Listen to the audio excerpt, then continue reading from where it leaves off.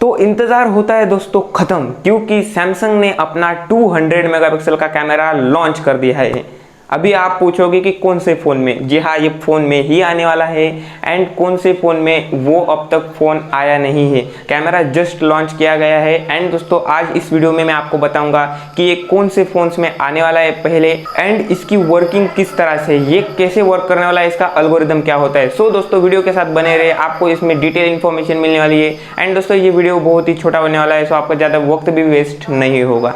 सो दोस्तों मैं आपको समझा देता हूँ कि ये कैमरा किस तरह से वर्क करता है। अभी ये आप इमेज देख सकते हो, इस इमेज में आपको जो 12.5 मेगापिक्सल लिखा हुआ दिख रहा है, इसमें आपको 4 बॉक्स दिख रहे हैं। एक्चुअली वो जो बड़ा वाला एक बॉक्स है जिसमें 4 बॉक्स है, वो 1 पिक्सल है, उसमें आपको 4 पिक्सल छोटे छोटे दिखाई दे रहे हैं।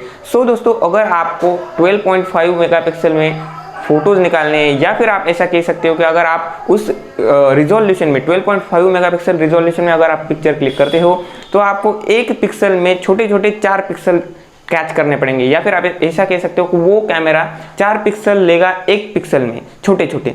अगर आपको इसमें 50 मेगापिक्सल वाला ब्लॉक देखिए, अगर आपको 50 मेगापिक्सल वाली रिजोल्यूशन में फ़ोटो क्लिक करना है, सो आपको 1 पिक्सल में 16 पिक्सल्स कैच करने पड़ेंगे, यानी कि 1 पिक्सल में कंटेन होंगे 16 पिक्सल।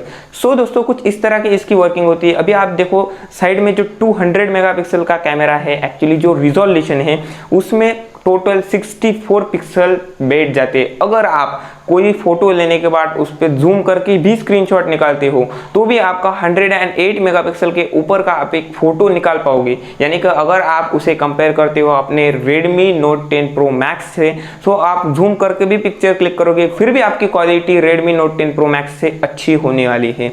सो दोस्तों इतना अच्छा कैमरा तो आपको बता दिया है, बट ये कौन से फ़ोन में आने वाला है। सो दोस्तों सैमसंग ने बताया कि वो अपने अगले फ़ोन सैमसंग के S22 अल्ट्रा में आने वाला है। और दोस्तों और एक फ़ोन है, सैमसंग का नहीं है वो, आप सोच सकते हो कौन है, क्योंकि दोस्तों मी के 12 में भी ये कैमरा आ सकता है बहुत ही जल्द। अभी कंपटीशन ये कि इन दोनों में से कौन सा फ़ोन पहले आता है।